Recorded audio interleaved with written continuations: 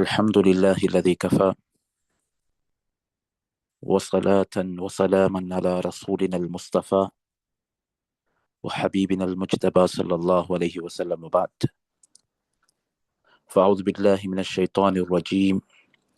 بسم الله الرحمن الرحيم. كتب عليكم الصيام كما كتب على الذين من قبلكم لعلكم تتقون. وقال الله سبحانه وتعالى أيضا: ولا تباشروهن وأنتم عاكفون في المساجد. صدق الله العظيم. وقال نبينا صلى الله عليه وسلم: إنما الأعمال بالنيات وإنما لكل امرئ ما نوى، إلى آخر الحديث، أو كما قال عليه الصلاة والسلام.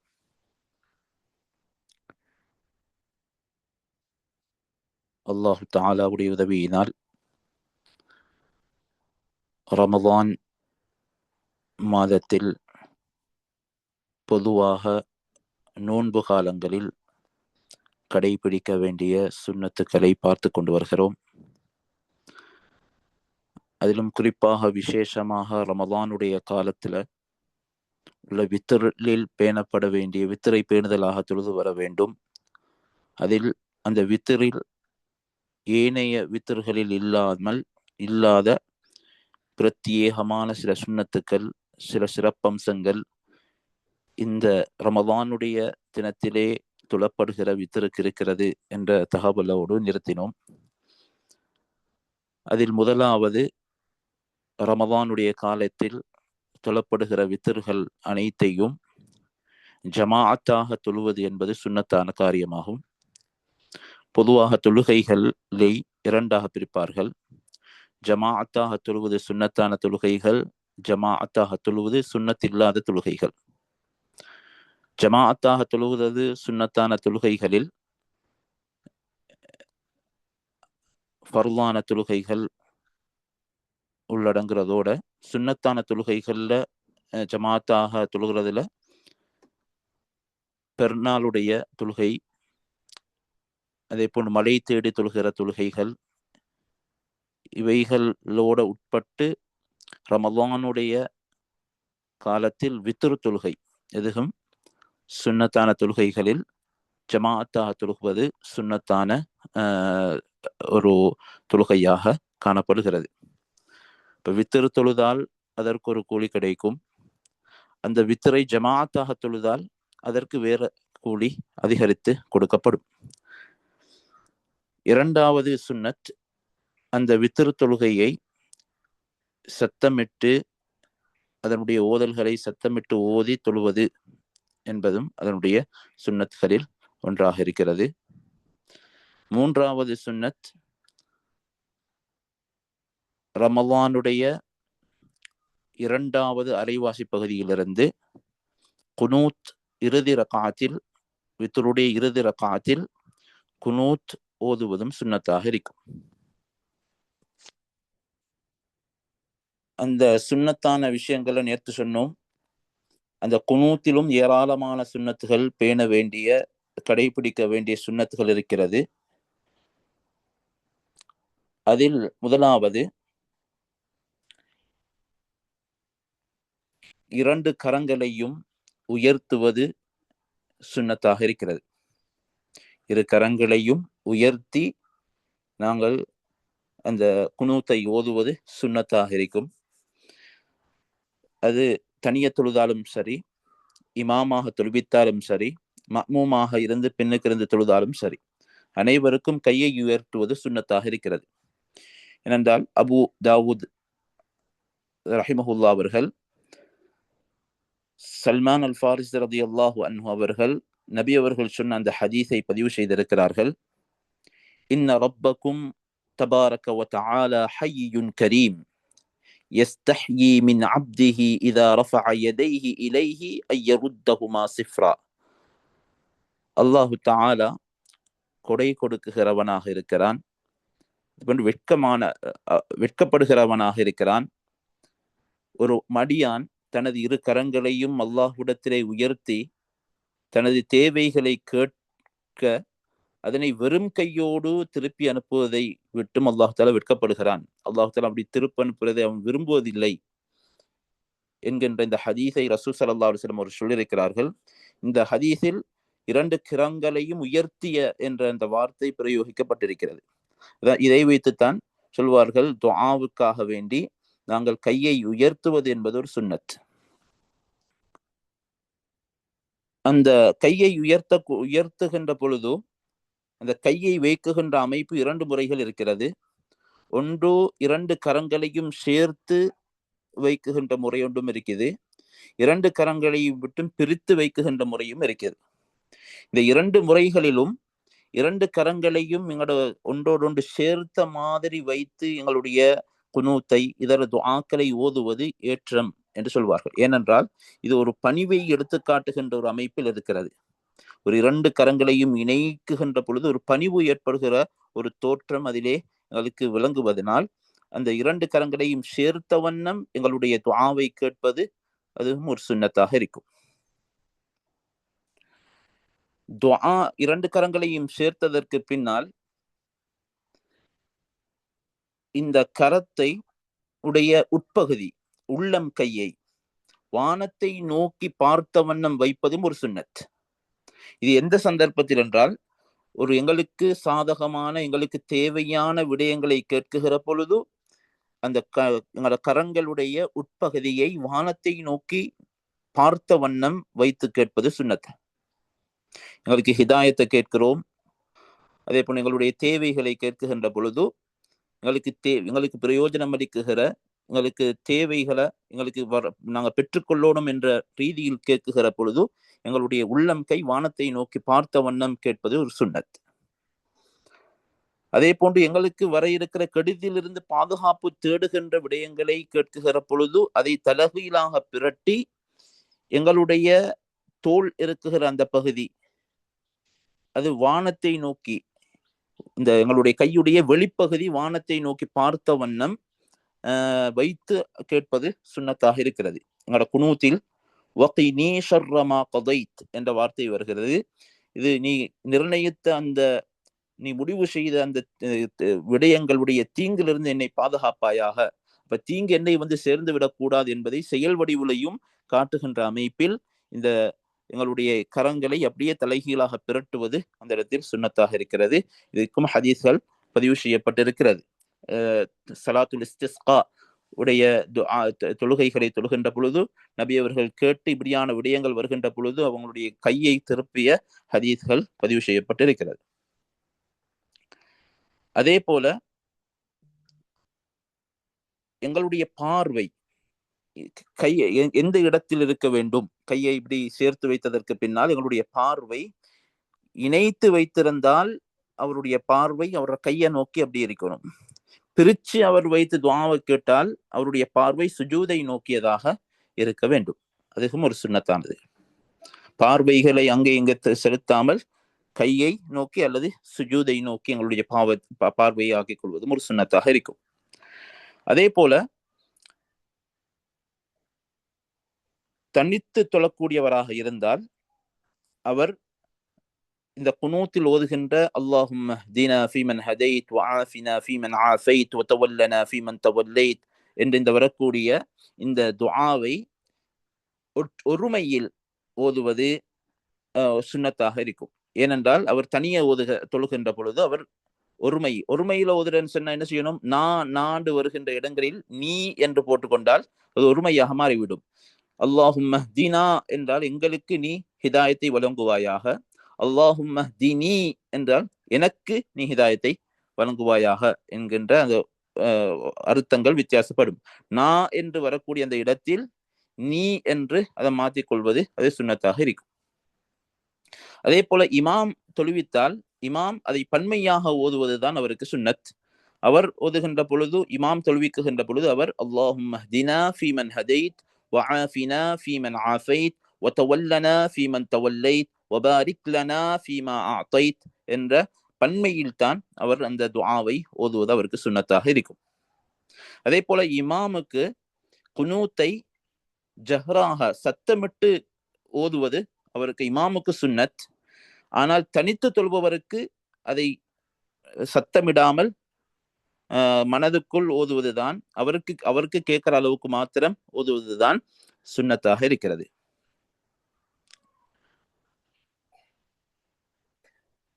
அதே போல இமாம் சத்தமிட்டு இந்த குனூத்தை ஓதுகின்ற பொழுது மஅ்மூம் சத்தமிட்டு அந்த துஆவுக்கான ஆமீனை சொல்வதும் சுன்னத்தாக இருக்கும். மஅ்மூம் அதுக்கான சத்தமிட்டு அந்த துஆவுக்கான ஆமீனை சொல்வது சுன்னத்தாக இருக்கும். அதுல நபி ஸல்லல்லாஹு அலைஹி வஸல்லம் அவர்களுடைய பேர் அவங்களுக்கான ஸலவாத் சொல்லப்பட்டாலும் அதற்கு ஆமீன் சொல்வதும் சுன்னத். என்றால் அதுவும் நபி அவர்களுக்கு துஆ கேட்கிறோம். அப்ப குனூத்தில் 2 பகுதிகள் உள்ளடங்கி இருக்கும். ஒன்று துஆ, அடுத்தது சனா. துஆ என்றால் எங்களுக்கு ஒரு விடயத்தை தருமாறு அல்லாஹ்விடத்திலே வேண்டிக் கொள்வது, இது துஆ. சனா என்பது அல்லாஹு தாலாவை புகழ்வது. இப்ப அல்லாஹு தாலாவுடைய புகழ் வருகிற நேரத்தில் ஆமீன் சொல்வது இல்லை. ஆமீன் சொல்றது இல்லை. அல்லாஹு தாலா புகழக்கூடிய நேரம் ஆமீன் சொல்றது இல்லை. துஆவுடைய சந்தர்ப்பத்தில் மாத்திரம்தான் நாங்கள் ஆமீன் சொல்ல வேண்டும். இப்ப துஆவுடைய நேரம் என்பது அல்லாஹும்ம ஹ்தினா ஃபீமன் ஹதைத், இந்த துஆக்கள்ல எங்களுக்கு ஹிதாயத்தை தந்துரு என்று கேட்கிறோம், அது துஆ. வஆஃபினா ஃபீமன் ஆஃபைத், ஆஃபியத்தை தர சொல்லி கேட்கிறோம். வதவல்லனா ஃபீமன் தவல்லைத், வபாரிக் லனா, பரக்கத்தை கேட்கிறோம் அல்லாஹ்விடத்துல. வகீனா ஷர்ர மா கதைத், பாவங்கள் எங்களுக்கு கெடுதியிலிருந்து பாதுகாப்பு தர சொல்லி கேட்கிறோம். இதுவரைக்கும் வந்தது அப்படியே துஆ. இன்னக தக்தி வலா யுக்தா அலைக் என்றது அல்லாஹு தாலாவை புகழ்வது.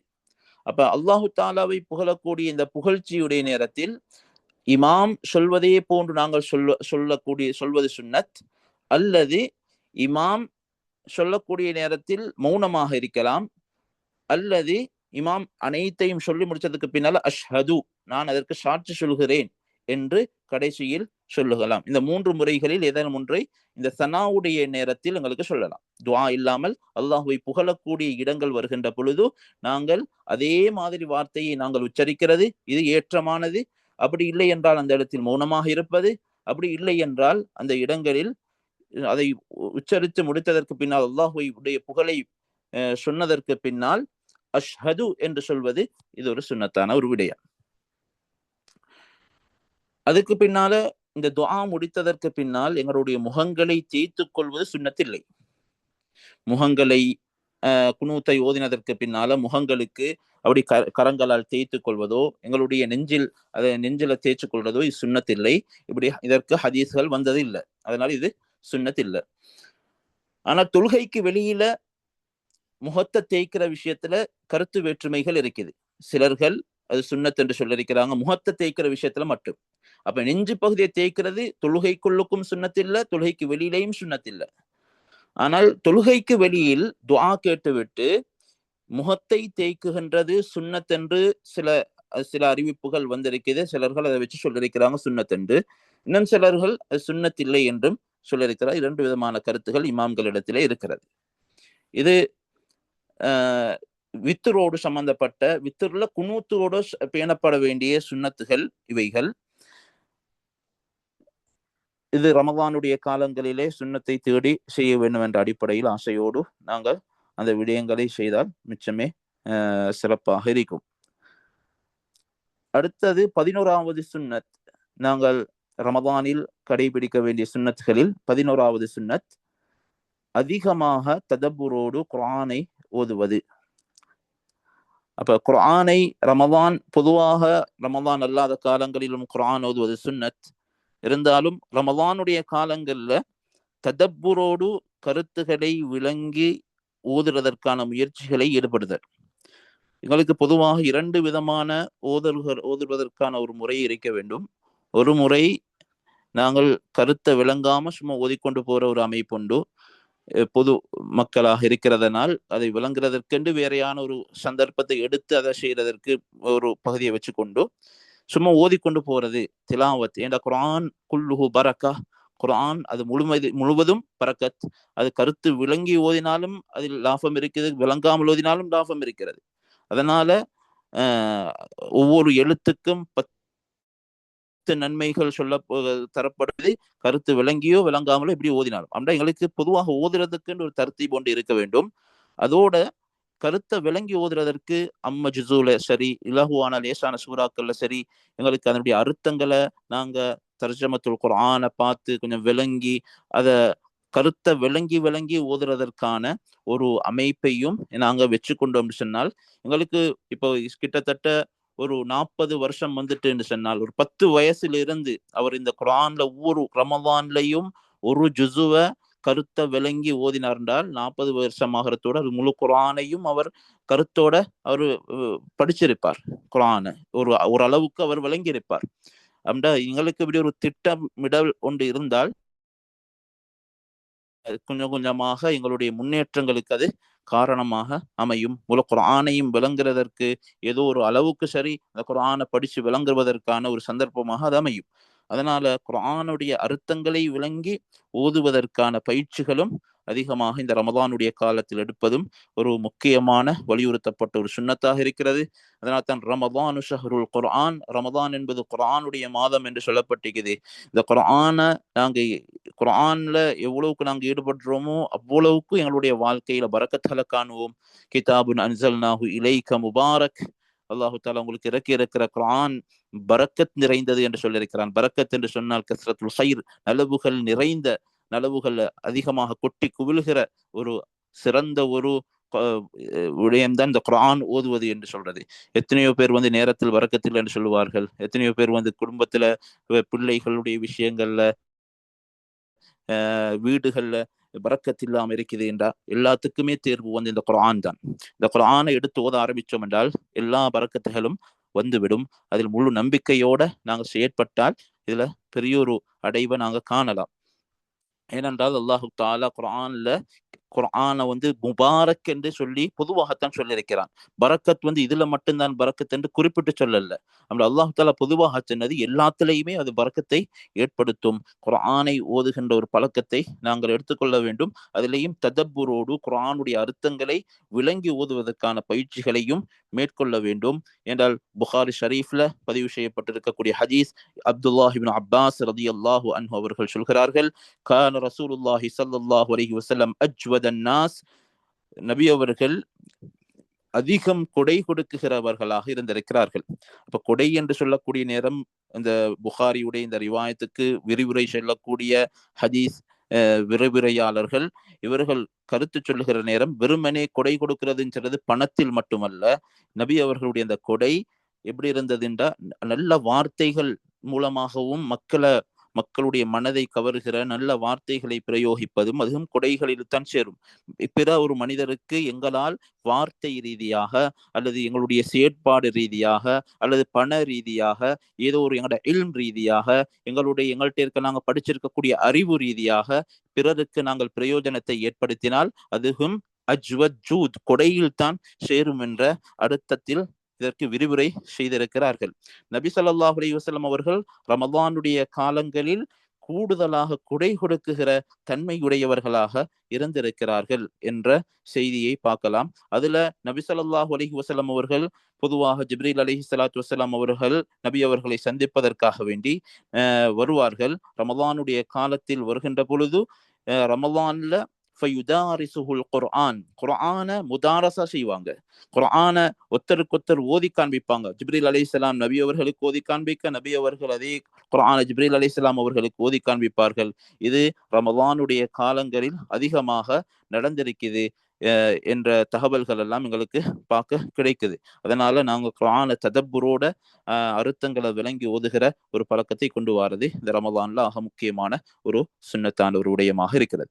அதே போன்று 13வது கடைபிடிக்க வேண்டிய சுன்னத்துகள் நல்ல அமல் சாலிஹான அமல்களை செய்வதில் அதிகரிக்கிறது. சாலிஹான அமல் என்றது பொதுவாக சாலிஹ் ஆன பிள்ளையை கேட்போம், சாலிஹான ஒருவராக ஆக்கிடுன்னு சொல்லுவோம். அப்ப சாலிஹ் என்ன அர்த்தம் என்றால் யாரெல்லாம் மன் யுஅத்தி ஹக்கல்லாஹி வ ஹக்க இபாதிஹ், அல்லாஹு தஆலாவுடைய ஹக்குகளை கடமைகளை பரிபூரணமாக நிறைவேற்றுபவர்களும் அடியார்களுக்கு செய்ய வேண்டிய கடமைகளை பரிபூரணமாக நிறைவேற்றுபவர்களும் தான் சாலிஹ். அமல் சாலிஹ் என்றால் அல்லாஹு தாலாவுடைய ஹக்கோமாக இருக்கலாம், மனிதர்களுக்கு செய்ய வேண்டிய கடமைகளாக இருக்கலாம். பொதுவாக எல்லா விதமான நல்ல அமல்களையும் நாங்கள் அதிகப்படுத்துறது, வளமையாக செய்ததையும் விட கூடுதலாக அமல்களில் நாங்கள் ஈடுபடுவது. அதுல சதக்காவுடைய அமல் இருக்குது. அடியார்களுடைய தேவைகளை நிறைவேற்றுவதற்கு எங்களால் முடிந்த அளவுக்கு எங்களுக்கு இருக்கிற சொத்துக்களில் ஒரு எவ்வளவுக்கு இயலுமோ அவ்வளவு கொடுக்கிறது. சிறிய அளவு தானே கொடுக்கிறோம் என்று அதனை சிறிதாக பார்க்க கூடாது. எங்களால் எவ்வளவு இயலுமோ அந்த அளவுக்கு நாங்கள் சதக்காக்களை இந்த ரமதானுடைய மாதங்களிலே கொடுக்கக்கூடிய இந்த ஒரு பழக்கத்தை ஏற்படுத்திக் கொள்ற. அதே போன்று அந்த சிலத்துர் ரஹீம், எங்களுடைய அண்டை வீட்டார்கள் இருப்பார்கள், அதே போன்று எங்களுடைய உறவுகள் இருப்பார்கள், அவர்களோடு இணைந்து சேர்ந்து வாழ்கிற ஒரு பழக்கத்தை ஏற்படுத்துறது. அவர்களால் சந்திச்சுட்டு வாருது, அவர்களுடைய கஷ்டங்கள்ல இருப்பார்கள் என்றால் பொதுவாக சதக்கா கொடுப்பது என்பது, தனது குடும்பத்தில் இயலாதவர்கள் இருந்தால் அவர்களை முற்படுத்துவது என்பது ஆக முக்கியம். தனது குடும்பம் அவர்களுக்கு உடைய தேவைகள் இனங்காணப்பட்டு கண்ணியமான முறையில் அவர்களுடைய தேவைகள் நிறைவேற்றப்படுவது, அவர்களுக்கான தேவைகளை நிறைவேற்றிக் கொடுக்கிறது. அதே போன்று இல்முடைய மஜ்லிஸ்களில் இல்ம பத்தி பேசுகிற மஜ்லிஸ்களில் நாங்கள் கலந்து கொள்வது, இவைகளை அதிகரிக்கிறது. ரமதானுடைய காலங்களில் ரமதானை பற்றி இன்றைக்கு மாஷாலான் இந்த அகாடமிகள்ல அழகான முறையில தப்சீருடைய மஜ்லிஸ்கள் நடக்குது. அதே போன்று நோன்போடு சம்பந்தப்பட்ட மசாயில்கள், ஃபிக்ஹோடு சம்பந்தப்பட்ட விடயங்கள் நடக்குது. இன்னும் ஏராளமான விடயங்கள் மஸ்ஜித்கள்ல நடக்கும். இப்படியான இல்மோடு சம்பந்தப்பட்ட மஜ்லிஸ்கள்ல நாங்கள் கலந்து கொள்வதும் மிகப்பெரிய ஒரு சுன்னத்தான ஒரு விடயமாக இருக்கிறது. அதே போன்று இஅ்திகாஃபுடைய ஒரு அமல செய்யறது. அதே போல இந்த காலங்கள்ல உம்ராவுடைய தௌஃபீக் கிடைக்கும் என்றிருந்தால் உம்ராவையும் செய்வதற்கான முயற்சிகள்ல ஈடுபடுறது. நாங்க அழகான முறையில எங்களுடைய அல்லாஹு தாலாவுக்கு பொருத்தமான முறையில எங்களோட ஒவ்வொரு நேரங்களையும் கழிக்கிறதற்கான முயற்சிகளை செய்யறது, துஆக்களை அதிகரிக்கிறது. இவைகள் எல்லாம் இந்த நாட்களில் ரமதானுடைய காலங்களில் அதிகமாக செய்ய வேண்டிய விடயங்கள். பிற காலங்களில் செய்வது சுன்னத்தாக இருந்தாலும் இந்த ரமதானுடைய காலங்களில் இவைகளை அதிகரிப்பது ஒரு சுன்னத்தான ஒரு காரியமாக இருக்கிறது. அதே போன்று இந்த இறுதி பத்துகள்ல நாங்க லைலத்துல் கத்ரை தேடி அதுல முயற்சி செய்து நாங்கள் அதில் இஅ்திகாஃப் இருந்து அதை தேடுவதற்கான முயற்சிகளில் ஈடுபடுறது. அதுலேயும் இந்த ஒற்றைப்படை நாட்களில் அதிகமாக நாங்கள் லைலத்துல் கத்ர் அடைகிறதற்கான முயற்சிகள்ல ஈடுபடுறது, எங்களுடைய அமல்களுடைய தர்த்தீபுகள் ஆக்கிக் கொள்வது. என்றால் சில ரிவாயத்துகளை வச்சு இமாம் ஷாஃபிஈ ரஹிமஹுல்லா அவர்கள் லைலத்துல் கத்ர் 21 அல்லது 23ஆக இருக்கலாம் என்று சொல்லியிருக்கிறார்கள். இன்னும் சில இமாம்கள் அதிகமான இம்மாக்கள் 27 இருக்கலாம் என்று சொல்கிறார்கள். இன்னும் சிலர்கள் ஒற்றைப்படை நாட்களிலே வரும் என்று சொல்லியிருக்கிறார்கள். இன்னும் சிலர்கள் இறுதி பத்துகளிலே நாங்கள் தேடிக்கொள்ள வேண்டும் என்று சொல்லப்பட்டிருக்கிறது. எனவே நாங்கள் ஏண்டிய அளவுக்கு இறுதி பத்தை நெருங்கி இருக்கிறோம். நாங்கள் ஏண்டிய அளவுக்கு இறுதி பத்தை முழுமையாக அமல்களால் நிரப்புவதற்கு நாங்கள் முயற்சி செய்கிறது. அல்லாஹு தாலா அதற்குரிய தௌஃபீக் அல்லாஹு தாலா எனக்கும் உங்களுக்கும் தந்தருள்வானா. அதே போல இந்த காலப்பகுதிகளில் 15வது நாங்கள் பொதுவாக இஃப்தாருடைய வேலைகள் செய்தாலும் எந்த அளவுக்கு ஹலாலான உணவுகளின் மூலமாக எங்களுடைய இஃப்தாருடைய சஹருடைய ஏற்பாடுகளை செய்யணுமோ அந்த அளவுக்கு ஹலாலான முறையில் நாங்கள் எங்களுடைய இவைகளை செய்யறதற்கான முயற்சிகளில் ஈடுபடுவது. ஏனென்றால் ஹராம் கலந்து விட்டால் எங்களுடைய துஆக்கள் கபூல் செய்யாமல் போய்விடும், அமல் இபாதத்துகள்ல ருசி இருக்காது என்ற அமைப்பில் நாங்கள் எங்களுடைய ஹலாலான உணவில் எங்களுடைய இஃப்தாருடைய எல்லா உணவுடைய ஏற்பாடுகளையும் எடுத்துக்கொள்வதற்கான முயற்சிகளை செய்கிறது. அதே போன்று இந்த ரமதானுடைய காலங்களில் தனது குடும்பத்துக்கு கூடுதலாக செலவழிக்கிறதுல நாங்கள் ஈடுபடுறது. குடும்பத்துடைய விஷயங்கள்ல குடும்பத்துக்கு இஃப்தாருடைய ஏற்பாடாக இருக்கலாம், சஹருடைய ஏற்பாடாக இருக்கலாம், குடும்பத்துடைய தேவைகளை சரிவர நிறைவேற்றுவதிலையும் கூடுதலாக நாங்கள் முயற்சி செய்யறது. இந்த காலங்கள்ல வீணான விஷயங்கள் ஏசுறது, இந்த மாதிரி விடயங்களை முற்றுமுழுதாக தவிர்த்து கொள்றது. யாரு சரி எங்களுக்கு நோம்பாளியாக இருக்கிற எங்களுக்கு ஏசிட்டா நாங்க என்ன சொல்றது, சாயிமுன், நான் நோன்பாளியாக இருக்கிறேன் என்றதை சொல்றது. ஏன்னு சொன்னால் சொல்றதற்கான காரணத்தை சொல்லுவாங்க. நான் எனக்கு ஞாபகம் முற்றதுக்குத்தான் நான் அதை சொல்றேன். நான் நோன்பூண்டு சொல்றதற்கான காரணமே நான் நோன்பூண்டு விளங்கி அவருக்கு திருப்பி எசிடப்படாது. நான் என்ன செஞ்சிடணும், அதில் அமைதியாக இருக்கணும் என்றதற்காக வேண்டி அவர் ஏசிட்டா உடனே நான் நோன்பு என்று சொல்லிவிட வேண்டும். அது சத்தமிட்டு சொல்வதும் சுன்னத்தாக இருக்குது. அது ரமதானுடைய காலங்கள்ல பிரச்சனையில சத்தமாக சொல்வது. இருதர சுன்னத்தான நோன்புகள் பிடிச்சிருக்கிற நேரம் ஒருத்தர் இப்படி எங்களுக்கு ஏசிட்டால் இந்த சந்தர்ப்பத்தில் எங்களை கல்புக்கு நான் நோன்பாக இருக்கிறேன் என்று சொல்றது சுன்னத்தேன் என்று சொன்னால், இதுல ரியா முகஸ்துதி பயமாக இருந்தால், இப்ப நான் நோன்புன்னு சொல்லிட்டு மத்தாக்கள் சொல்றது நான் நோன்புன்றதை வெளிப்படுத்துற ஒரு அமைப்புல மக்கள் பார்க்கறதுக்காக நான் நோன்பு பிடிச்ச மாதிரி ஒரு தோற்றம் எனக்கு வரும் என்ற ஒரு பயம் இருந்தால், இந்த சந்தர்ப்பத்துல சுன்னத்தான நோன்புகள் என்றால் ஃபர்லான நோன்புகளில் அந்த பயம் வராது, என்றால் எல்லாருமே நோன்பு பிடிச்சிருப்பாங்க. அது இல்லாம சுன்னத்தான நோன்புகளில் இவர் யாராலும் இவர் ஏசினால் இந்த சந்தர்ப்பத்துல தனது உள்ளத்தோடு பேசிக்கொள்வார். நீ நோம்பாளியாக இருக்கிறாய் என்றதை பேசிக்கொள்றார், உணர்த்து கொள்றார். ஏன் உணர்த்துகிறார்? இவர் திருப்பி ஏசி விடக்கூடாது, அவருக்கு ஒரு மோசமான நடத்தையாக அவரோடு நடந்து விடக்கூடாது, இவருடைய நோன்பை பாதுகாப்பதற்காக வேண்டி இவர் உள்ளத்தால் இந்த வார்த்தையை சொல்வது சுன்னத்தாக இருக்கிறது. இது ரமதான் உடைய நாட்களில் பேண வேண்டிய சுன்னத்தான விடயங்கள். இன்னும் சில விடயங்கள் இருக்குது ரமதான் உடைய மாதத்தில் பேணுவதை தவிர்த்து கொள்ளக்கூடிய மக்ரூஹான விஷயங்கள். மக்ரூஹ் என்று சொன்னால் இவைகள் என்ன செய்யும் என்றால், எங்களுடைய நோன்பில் கிடைக்குகிற நன்மையுடைய மக்ரூஹ் ஒவ்வொன்றையும் செய்ய செய்ய நோன்புடைய நன்மைகள்ல குறைவை ஏற்படுத்திக் கொண்டே போகும். அதே மாதிரிதான் தொழுகைகள்லையும் செய்யக்கூடாத மக்ரூஹான விடயங்கள் இருக்குது. கையை மடிச்சு கொண்டு தொழுகிறது மக்ரூஹ். அதே போல தொழுகையில வானத்தை பார்க்கிறது மக்ரூஹ். அப்படி நெஞ்சோட திருப்பிட்டார்னு சொன்னால் அவருடைய தொழுகை பாத்தில் ஆகிடும், கிப்லாவை விட்டும். அது இல்லாம மேலுக்கு கீழுக்கு பார்க்கிறது, இவைகள் மக்ரூஹாக இருக்கும். இவைகள் தொழுகையுடைய நன்மைகளை குறைக்கும். 100 நன்மை கிடைக்குதுன்னு சொன்னா அதிலிருந்து ஒவ்வொரு மக்ரூஹ் செய்ய செய்ய செய்ய அந்த 100 நன்மையிலிருந்து குறைவை ஏற்படுத்தி கொண்டு போகும். அதே போலதான் நோன்புடைய இதிலையும் இவருக்கு பரிபூர்ணமான நன்மையுடைய அளவு இருந்தால் அந்த நன்மையுடைய அளவிலிருந்து இவர் ஒவ்வொரு மக்ரூகையும் செய்ய செய்ய அதனுடைய நன்மையுடைய அளவு குறைந்து கொண்டே போகும். அதனால இந்த மக்ரூஹான விஷயங்களையும் விளங்கி அவைகளிலிருந்து நாங்கள் தவிர்த்து கொள்ள வேண்டும், எங்களுடைய நன்மைகளை பாதுகாத்துக் கொள்வதற்காக வேண்டி. அதுல மக்ரூஹான விஷயங்கள் நோன்பு காலத்தில் செய்வதை தவிர்த்து கொள்ள வேண்டிய விடயங்கள்ல உண்டு. சில ரப்பர் போன்ற விஷயங்களை சிலர்கள் கடிக்கிற வழக்கம் ஒன்று இருக்கும். அவங்க சும்மா கடிச்சு கொண்டே இருப்பாங்க. ரப்பர் மாதிரியான ஒரு விடயங்களை வாயில போட்டு மென்று கொண்டு இருப்பார்கள். அதுல ஒன்றையும் உள்ளுக்கு புழுங்குறது இல்லை, சும்மா மென்று கொண்டு இருப்பார்கள். அதனால நோன்பு முறிக்காது, சும்மா மென்று கொண்டு இருக்கிறது. ஆனால் அதை மக்ரூஹான ஒரு விடயமாக இருக்கிறது. ஏதாவது அந்த மென்று கொண்டு இருக்கிற நேரம் அதில் ஏதாவது ஒன்று கலந்து எச்சோட கலந்து அதை எச்ச விழுங்கிட்டார்னு சொன்னா அதன் மூலமாக நோன்பை முறித்து விடும். அதே போல உணவு டேஸ்ட் பார்க்கிறது, இவைகள் தேவையில்லாமல் உணவை டேஸ்ட் பண்றது என்றது இவைகளும் மக்ரூஹாக இருக்கும். டேஸ்ட் பண்றேன் நாக்கில மட்டும் வச்சு பார்த்துட்டு அப்படியே துப்பிடுறது. நாக்கில வச்சு பார்த்து அப்படி உள்ளுக்கு புழுங்கிட்டாருன்னு சொன்னா அது நோன்பு முறிச்சிடும். அது இல்லாம நாக்கில மட்டும் அதை டெஸ்ட் பண்ணி பார்த்துட்டு உப்பு பார்க்கறதுக்காக வேண்டி எடுத்து வச்சு பார்க்கறாரு, பார்த்துட்டு அதை அப்படியே துப்பிடுறாரு. இது துப்பிட்டாருன்னு சொன்னா அது அவருடைய நோன்புக்கு பாதிப்பு இருக்கா. தேவை இருக்கிறது. அப்படின்னா யாரு சமைக்கிறாங்களோ அவங்களுக்கு மட்டும்தான் அந்த தேவை இருக்கும். அப்ப சமையல் வேலையை செய்யாம சும்மா மத்தாக்கள் சும்மா டேஸ்ட் பார்க்கறேன் டேஸ்ட் பார்க்க வேண்டிய அவசியம் இல்லை. இப்ப அப்படியான ஆக்கள் அப்படி டேஸ்ட் பார்க்கிறது மக்ரூஹாக இருக்கும். யாரு சமைக்கிறாரோ சமைக்கிறவர் அவருக்கு தேவை டேஸ்ட், அந்த உப்பு பார்க்கறது அதற்குரிய இதுகள் தேவை ஒன்று இருக்குது. அவர் அதை பார்த்துட்டு அப்படியே துப்பிடுறான்னு சொன்னா அவருக்கு அது மக்ரூஹ் இல்லை. அதே போல மூன்றாவது ஒன்று அல் இஹ்திஜாம், ஹிஜாமா செய்யறது. பொதுவா ஹிஜாமா செய்யறது மக்ரூஹ் ரமதானுடைய காலங்களில். ஏன் மக்ரூஹ் என்று சொன்னால் அவருக்கு நோன்புல ஒரு பலவீனத்தை ஏற்படுத்தும், அவருடைய இபாதத்துல ஒரு விதமான ஒரு பலவீனத்தை அவருக்கு ஏற்படுத்தும் என்பதனால் இந்த ரமதானுடைய காலங்களில் ஹிஜாமா செய்வது மக்ரூஹாக இருக்கிறது.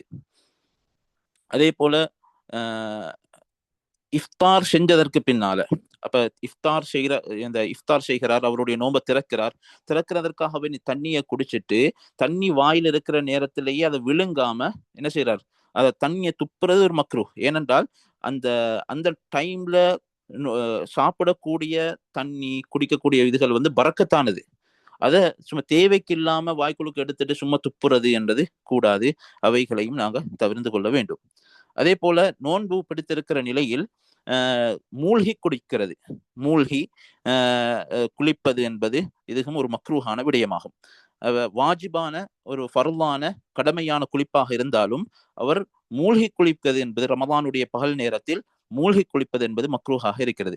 அது தப்பித்தவறி காதுடைய உட்பகுதிக்குள்ளால் நீர் சென்று விட்டால் தொழுகையை இந்த அவருடைய நோன்பை பாத்திலாக்கி விடும். ஏற்கனவே நாங்கள் அதை படிச்சிருக்கிறோம்.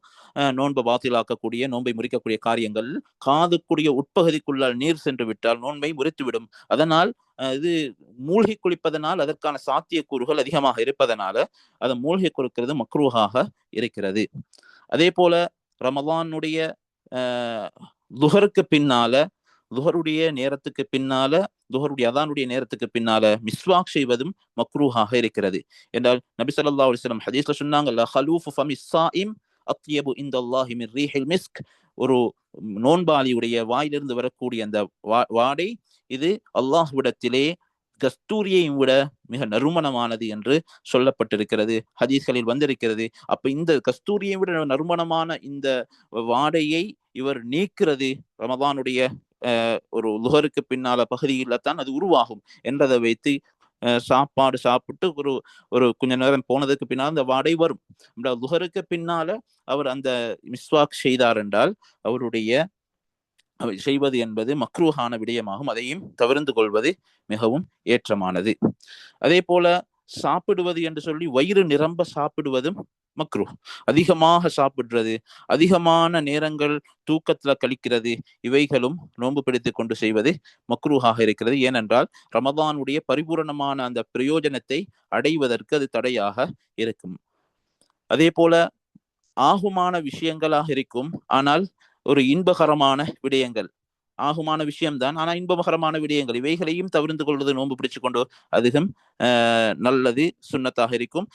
அவர் அப்படி அந்த இவர் ஆகுமான விஷயம் செய்யலாம், செய்யறது முபாஹ் ஆகுமானது, ஆனால் அது இன்பகரமான ஒரு செயற்பாடான விஷயங்களை செய்யறது இவைகளும் மக்ரூஹாக இருக்கும். உதாரணமாக மனம் பூசுறது, இவைகள் நோன்பு பிடிச்சு கொண்டு மனம் பூசுறது, இவைகளை தவிர்த்து கொள்றது.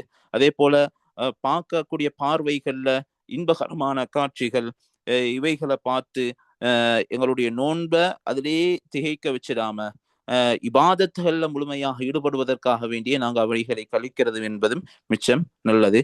அதே போன்று கேட்கிற விஷயங்கள் சிலர்கள்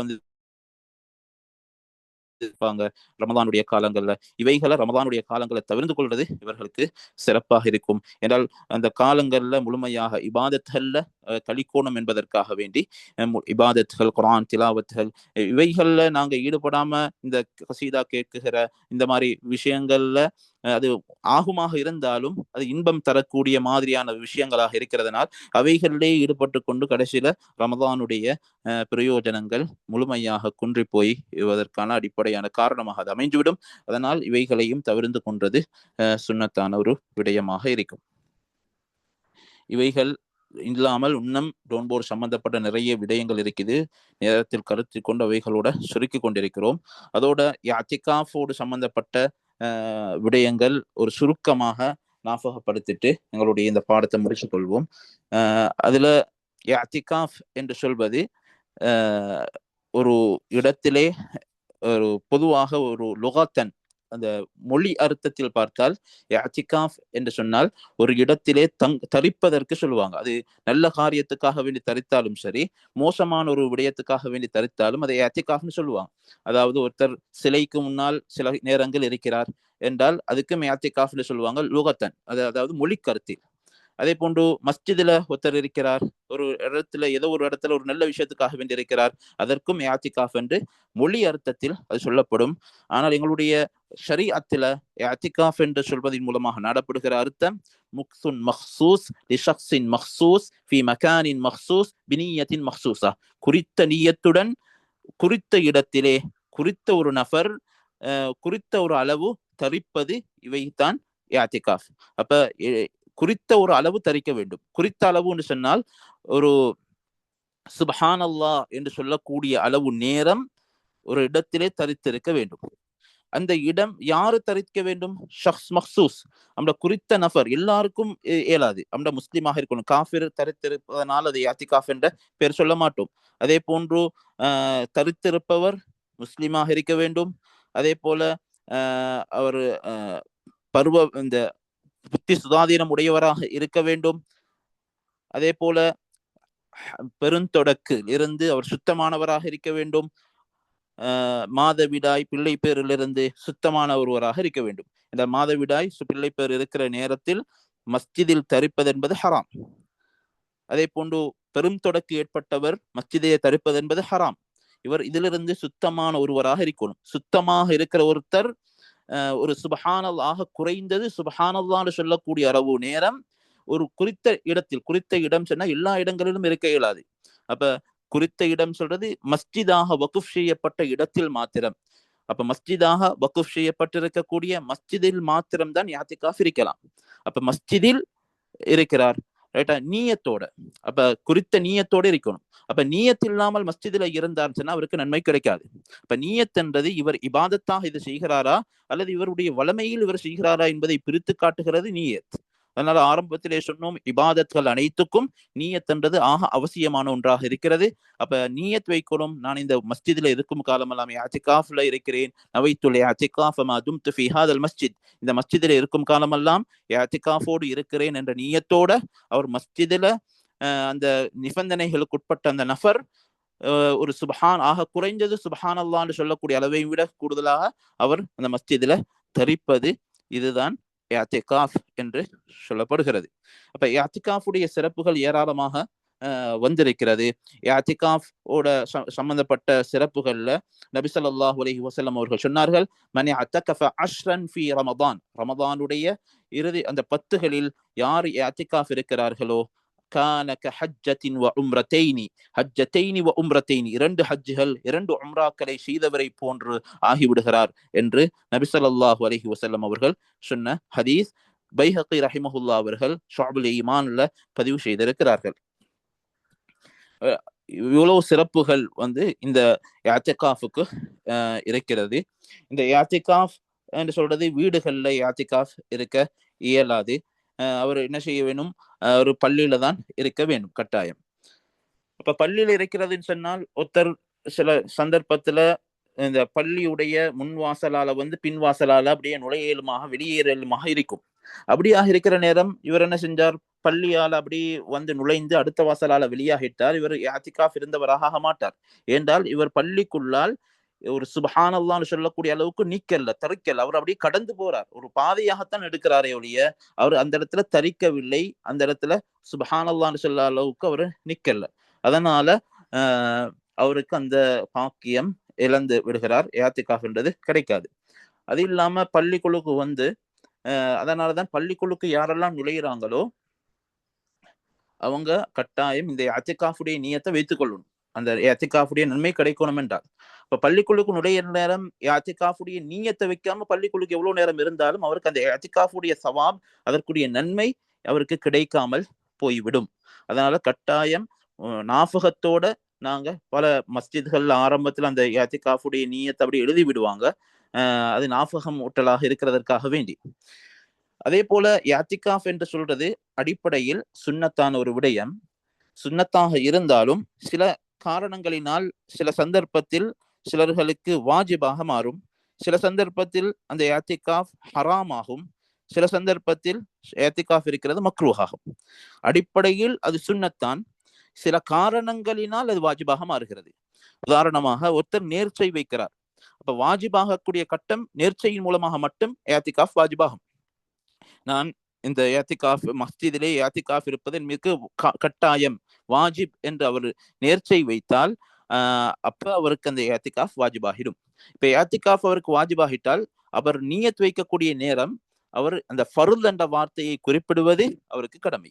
அப்ப நவைத்துல் இஅ்திகாஃபல் மஃப்ரூல் அல்லது நவைத்து ஃபர்தல் இஅ்திகாஃபி, இஅ்திகாஃபுடைய ஃபர்லை நான் நியத்து வைக்கிறேன் என்று சொல்லிட்டு அந்த ஃபர்ல் என்ற வார்த்தையை குறிப்பிட்டு அவர் நியத்து வைக்க வேண்டும். அதே போல ஹராமான இஅ்திகாஃப் இருக்குது. அது என்னண்டா, ஒரு பெண் கணவனுடைய அனுமதி இல்லாமல் அல்லது ஒரு அடிமை, அந்த காலத்துல இருந்த அடிமையாக இருந்தால், இந்த காலத்துல அடிமை இல்லை, அடிமையொத்தர் இருந்தா அடிமை இருந்தா செய்யுடைய அவருடைய எஜமானுடைய அனுமதி இல்லாமல் ஒரு மனைவி தனது கணவனுடைய அனுமதி இல்லாமல் மஸ்ஜிதுக்கு சென்று இஅ்திகாஃபுக்காக வேண்டி சென்றால் அவர் இஅ்திகாஃப் இருக்கிறது ஹராம். ஆனால் அவருடைய இஅ்திகாஃப் ஏற்றுக்கொள்ளப்படும். அது ஆனாலும் அவர் செய்த செயல் இஅ்திகாஃப் அந்த அனுமதி இல்லாமல் வந்த செயல் ஹராமாக இருக்கும்.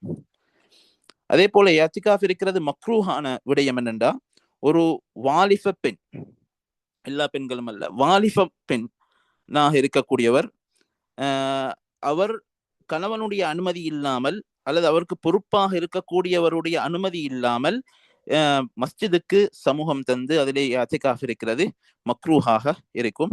ஆனால் அதுல ஃபித்னாக்கள், குழப்பங்கள் வராமல் இருக்கணும் என்ற அச்சம் அற்ற நிலை இருக்க வேண்டும். அப்படி இருந்தால் இது மக்ரூஹ். அப்ப இவர் வருவதனால் ஃபித்னாக்கள் உண்டாகும் என்ற பயம் இருந்தால் அந்த இடத்துல ஹராமாக மாறிவிடும். அப்ப வாலிப பெண்கள் அந்த வாலிப பெண்கள் அவர்கள் மஸ்ஜிதுக்கு வராமல் இருப்பதுதான் அவர்களுக்கு ஏற்றமானது. என்றால் ஃபித்னாக்களுடைய பயங்கள் இருக்கிறதுனால.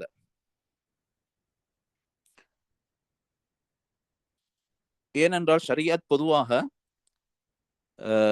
தர்உல் மஃபாசித் அவுலா மின் ஜல்பில் மசாலிஹ், நல்ல விஷயங்களை செய்யறதற்கு முக்கியத்துவம் கொடுக்கிறதையும் விட பாவமான ஒரு காரியம் நடக்கிறத தடுக்கிறதுல கூடுதல் முக்கியத்துவம் கொடுக்கும். பாவமான ஒரு காரியம் நடக்காமல் அதற்கு பாதுகாப்பு அணையை போடுகிற பணியில் கூடுதலான முக்கியத்துவத்தை ஷரியத் கொடுக்கும். அதனால்தான் இந்த மாதிரி பிரச்சனைகள் வர முன்னே அணை கட்டுகிற அமைப்பில் என்ன செய்திருக்கிறது, வாலிப பெண்கள் அவர்கள் அனுமதியோடு வந்திருந்தால் கூட அவர்களை மக்ரூஹாக ஆக்கியிருக்கிறது. அதை தவிர்த்து கொள்வது அவர்களுக்கு சிறந்ததாக இருக்கும். ஏதோ தற்செயலா வந்து விட்டார்கள், உட்கார்ந்து அவருடைய இஅ்திகாஃப் ஏற்றுக்கொள்ளப்படும் சிஹத்தாகும். ஆனால் அது மக்ரூஹான தவிர்த்து கொள்வது ஏற்றமான ஒரு விடயமாக இருக்கும். இதுல நாங்க இஅ்திகாஃப்ல 2 அமைப்பை பார்த்தோம். ஒன்று சுன்னத்தான இஅ்திகாஃப் இருக்கிறது, ஃபர்லான இஅ்திகாஃப் இருக்கிறது என்றது. சுன்னத்தான இஅ்திகாஃப் இருக்கிறது ஃபர்ல். ஆனா இது ரெண்டுலையும் சவாபுல வித்தியாசம். அப்ப ஒருத்தர் நேர்ச்சை வைத்து ஒருத்தர் மஸ்ஜிதுக்குள்ளுக்கு போய் இஅ்திகாஃப் இருந்தால் அவருக்கு ஃபர்துடைய கூலி கிடைக்கும். அதுல ரமதானுடைய காலத்துல ஒருத்தர் ஃபர்தான இஅ்திகாஃப் செஞ்சார்னு சொன்னால் அவருக்கு 70 ஃபர்துகளுடைய நன்மை கிடைக்கும். சுன்னத்த ரமதான்ல செஞ்சால் ஒரு ஃபர்துடைய நன்மை, ஒரு ஃபர்த செஞ்சார்னா 70 ஃபர்துகளுடைய நன்மை கிடைக்குது. அதனாலதான் இமாம்கள்ல சிலர்கள் சொல்லியிருக்கிறார்கள், யார் சரி பள்ளிக்குள்ளால் நுழைகிறதற்காக வேண்டி நாடினால் விரும்பினால் அவர் முன்னுக்கே அதை நேர்ச்சையாக ஆக்கிக் கொள்வது என்பது சுன்னத் என்று சொல்லியிருக்கிறாங்க. என்றால் அவர் பள்ளிக்குள்ளுக்கு நுழையக்கூடிய நேரம் நான் என் மீது நான் இந்த மஸ்ஜிதில் இருக்கும் காலமெல்லாம் இஅ்திகாஃப் இருப்பதை கடமையாக்கி கொள்கிறேன் அல்லது நான் நேர்ச்சை வைக்குகிறேன் என்று நேர்ச்சை வைத்து அவர் வாயால மொழிஞ்சு அதை நேர்ச்சையாக, பொதுவாக நேர்ச்சைக்கு உள்ளத்தால் நேர்ச்சை வச்சால் அது நேர்ச்சை கூடாது. சிலர்கள் பொதுவாக நேர்ச்சைகளை செய்வாங்க, உள்ளத்தால் அவர் நினைச்சு இப்ப நான் இப்படி ஒன்று செய்யணும் என்று நேர்ச்சை வைக்கிறேன்னு சொல்லிட்டு உள்ளத்தால் நினைச்சதற்கு அந்த நேர்ச்சை கூடாது. அப்ப அவர் என்ன செய்யணும், வாயால் அவர் மொழிஞ்சி அவர் நான் இதை வைக்கிறதாக நான் இந்த சொல்லணும். அப்ப நான் இந்த மஸ்ஜிதுல இருக்கும் காலமெல்லாம் நான் இஅ்திகாஃப என் மீது கடமையாக்கிக் கொள்கிறேன் என்று சொன்னாலும் சரி, அல்லது நான் இஅ்திகாஃப் இருக்கிறதாக நேர்ச்சை வைக்குகிறேன் என்று அவர் சொல்லிட்டு அதற்கு பின்னால உள்ளுக்கு நுழையிறதோட அவர் என்ன செய்ய வேண்டும், இந்த இஅ்திகாஃபுடைய நியத்தை வைக்கணும். இஅ்திகாஃபுடைய நியத்தை வைக்கிற நேரம் ஃபர்துடைய வார்த்தையை குறிப்பிடணும். நவைது ஃபர்தல் இஅ்திகாஃபி ஃபீ ஹாதல் மஸ்ஜிதி மா தும்து ஃபீ ஹாதல் மஸ்ஜித், இந்த மஸ்ஜிதிலே இருக்கும் காலமெல்லாம் இஅ்திகாஃபுடைய ஃபர்தான இஅ்திகாஃபை இருக்கிறேன் என்ற நியத்தோட அவர் உள்ளுக்கு போனால், அவர் உள்ளுக்கு இருக்கும் காலமெல்லாம் மஸ்ஜிதுக்குள்ளால் இருக்கும் காலமெல்லாம் ஃபர்தான இஅ்திகாஃபை செய்த அந்த நன்மை அவருக்கு கிடைக்கும். இந்த இஅ்திகாஃபோடு சம்பந்தப்பட்ட இன்னும் நிறைய தகவல்கள் இருக்குது. நேரத்தை கருத்தில் கொண்டு இதோட நிறுத்திக் கொள்றோம். இதுல ஏதாவது சந்தேகங்கள் இருந்தால் அதுல குறிப்பிடுங்க. இன்ஷா அல்லாஹ் சந்தர்ப்பங்கள் கிடைக்கிற நேரம் இன்ஷா அல்லாஹ் அதற்கான பதில இன்ஷா அல்லாஹ் அளிக்கிறதுக்கான முயற்சிகள்ல செய்வோம். எதெல்லாம் பேசணுமோ கேட்டோமோ அதை மௌத்து வரைக்கும் அமல் செய்யக்கூடிய பாக்கியத்தை அல்லாஹுக்கு சுப்ஹானஹு வ தஆலா எனக்கும் உங்களுக்கும் தந்தருள்வானாக. சுப்ஹானல்லாஹி வ பிஹம்திஹி சுப்ஹானக்கல்லாஹும்ம வ பிஹம்திக் அஷ்ஹது அல்லா இலாஹா இல்லா அன்த அஸ்தக்ஃபிருக வ அத்தூபு இலைக்.